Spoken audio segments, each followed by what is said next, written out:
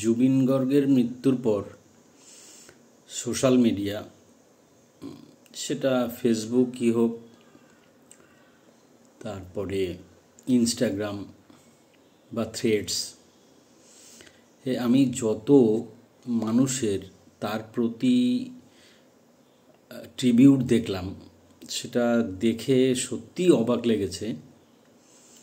হ্যাঁ, হতে পারে এটা আমি আমার পরিচিতদের মধ্যে খুব কম দেখে আমি আমার আসামের বন্ধু, আসামের অপরিচিত মানুষ, বাংলাদেশের অপরিচিত মানুষ, আমাদের পশ্চিমবঙ্গের উত্তরবঙ্গের বেশ কিছু বন্ধু এবং অনেক অপরিচিত মানুষ, তাদের প্রাণ ঢালা যে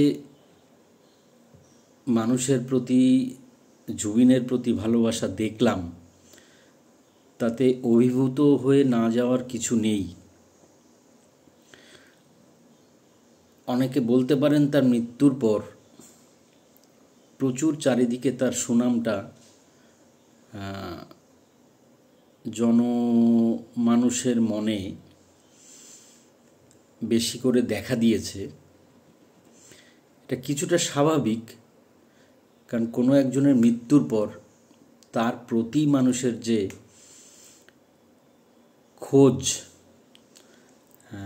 বাড়ে, সেটা একটা দিক।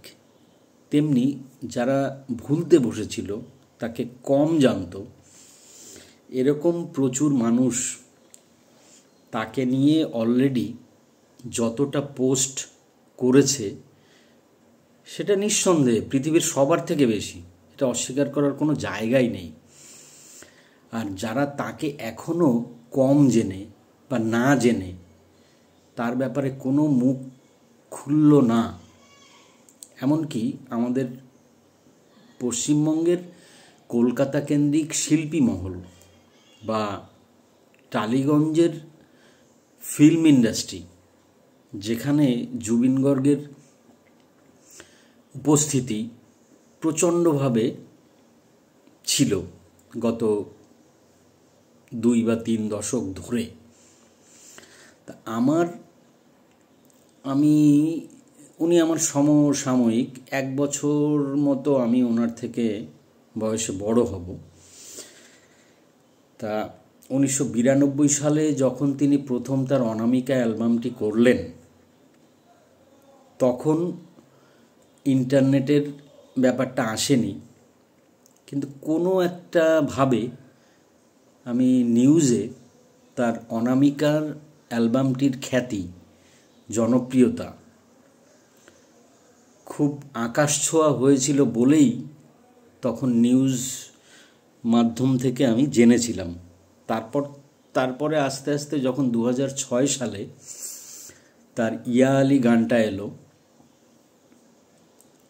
বা আরেকটি গান এলো যেটা জাভেদ আলী গেয়েছিল, তার প্যারালাল জুবিনের কণ্ঠেও একটা হয়েছিল। যাক, সেই গানগুলো শুনে তারপরে ক্রিস 3-তে আমরা দেখেছি তার আলিশা চিনায়ের সঙ্গে যে গানটি, এগুলো হওয়ার পর থেকেই যখন 2006, 7, 8, 9 এই সময় যখন GPRS, general packet radio service, মানে 2G আমলে যখন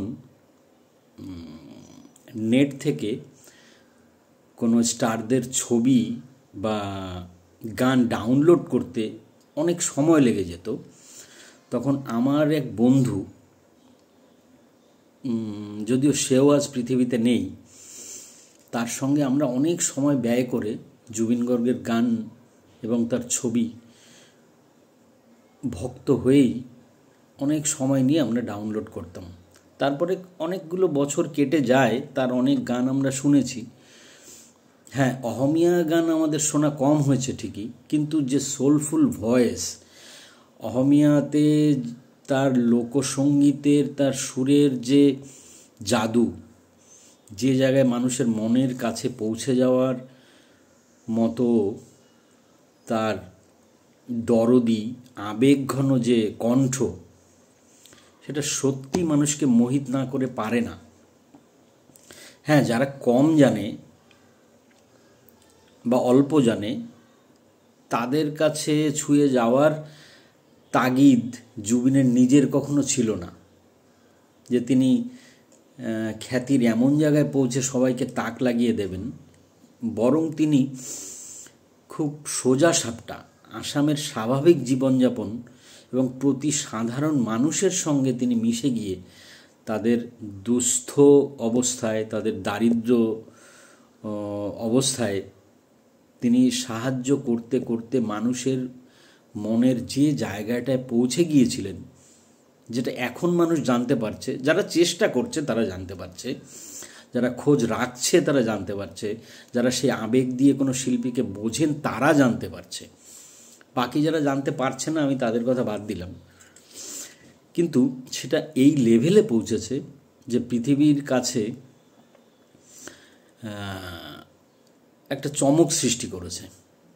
অলরেডি আমরা জেনেছি তার মৃত্যুর পরে তার ফিউনারাল যে প্রসেশন হোক বা তাকে শেষ শ্রদ্ধা জানানো হোক, সেটায় যে সংখ্যক মানুষের ভিড় জমেছে তাতে রেকর্ড হয়েছে পৃথিবীর 4th লার্জেস্ট গ্যাদারিংস।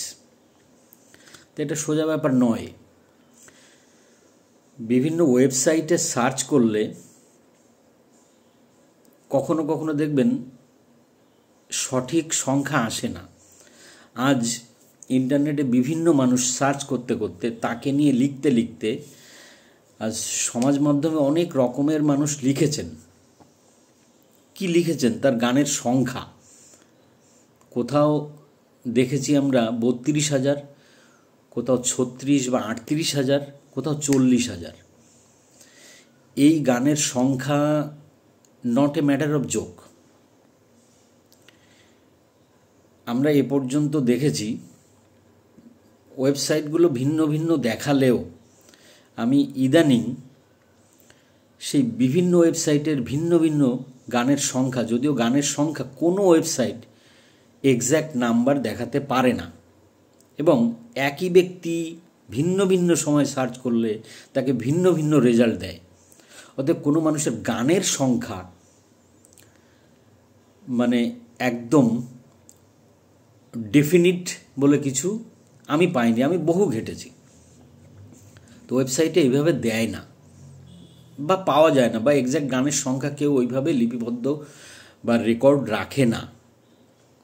কিন্তু ভিন্ন ওয়েবসাইটে ভিন্ন লিস্ট দেখার পরে আমি যখন এআই, জেমিনাই বলুন, পারপ্লেক্সিটি বলুন, চ্যাটজিপিটি বলুন, সব জায়গায় দেখলাম গানের সংখ্যার নিরিখে শুধু দেখলাম। তা বিভিন্ন জায়গা থেকে এই তথ্যে মোটামুটি আমি পৌঁছাতে পেরেছি যে ভারতবর্ষে সবথেকে বেশি সংখ্যক গান যার আছে তিনি সাউথের য়েশুদাস। য়েশুদাসকে দেখানো হয় তামিলের বিভিন্ন ওয়েবসাইট বলুন বা অল ইন্ডিয়া বলুন বা বিভিন্ন ওয়েবসাইট তার রেকর্ড কিপ করেছে, সেখানে 50,000+ গানের সংখ্যার গাওয়ার দাবিদার কে যে য়েশুদাস। তা তামিলের কোনো ওয়েবসাইটে যদিও দেখাচ্ছে 50,000+ কথা বলার পরে ওরা বলছে 60 থেকে 70,000 তার আছে। তারপরে গানের সংখ্যায় লতা মঙ্গেশকর আছেন 50,000, এবং there is no denying the fact, after searching in all 3 AI platform, I have gathered or collected the data that the 3rd largest number of songs sung by Jubin Garg only, and the number is around around 40,000. Just after him was the number of Muhammad Rafi, totaling nearly 28,000. Then আসে কুমার শানু এবং উদিত নারায়ণ, যাদের সংখ্যা দেখায় around 20,000। যেখানে আপনি ভাবলে অবাক হবেন, আশা ভোসলের দেখায় 12,000, 12,000। তাহলে জুবিন গর্গ যে মাত্রায় পৌঁছেছে গানের সংখ্যায়, আর এতদিনই আপনারা জেনেছেন তার বিভিন্ন সোশ্যাল কাজকর্ম, তারপরে দেখা যায় তার মুখের সারল্য। এই শহরকেন্দ্রিক পেঁচানো সংকীর্ণ মনের মানুষদের অনেক ঊর্ধ্বে, যারা আজ তাকে প্রশংসা করতে পারছে না, তারা ছোট গণ্ডিতেই আছে, এটা আমি বলবো। যাই হোক, তা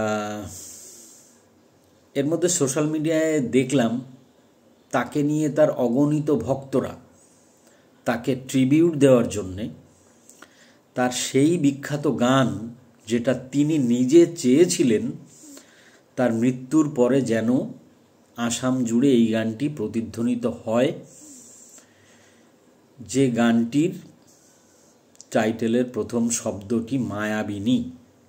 এই মায়াবিনী গানটি মূল অহমিয়াতে তিনি করেছিলেন, তারপরে বাংলা ভার্সানে সেই গানটিও অ্যাভেলেবেল। তা যারা ইনস্ট্রুমেন্ট ব্যবহার করে এই গানটি অলরেডি সোশ্যাল মিডিয়ায় তাদের নিজেদের ট্রিবিউট জানাতে গিয়ে দেখিয়ে দিয়েছেন, বিভিন্ন ইনস্ট্রুমেন্ট ব্যবহার করে, কেউ হারমোনিয়াম, কেউ গিটার, কেউ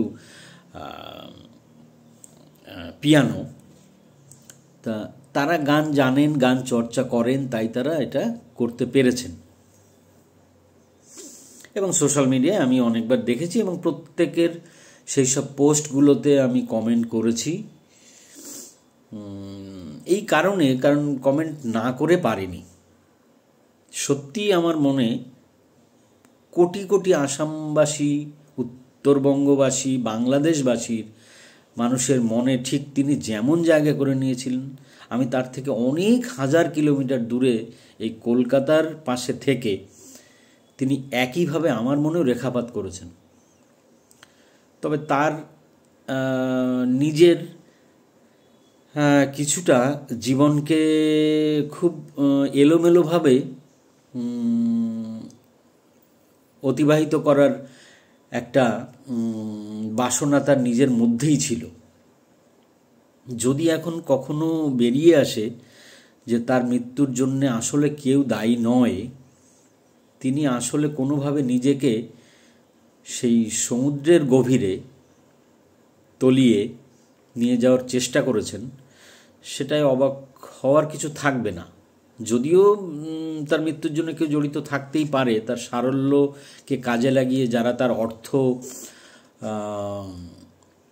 আত্মসাৎ করছিল গত 3 বছর ধরে, যার অর্থের হিসাবই তাকে দেওয়া হতো না, এরকম ব্যক্তিরা জড়িত থাকতেই পারেন।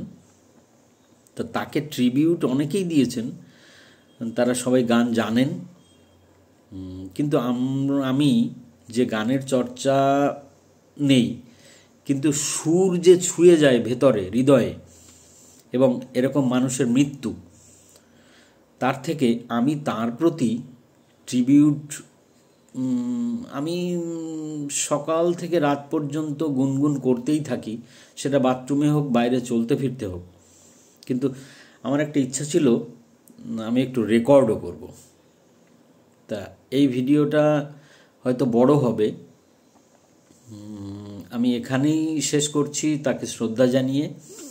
আর গানটার ভিডিওটা আমি আলাদাভাবে করছি। এই ভিডিওটা এইটুকুই শেষ পর্যন্ত।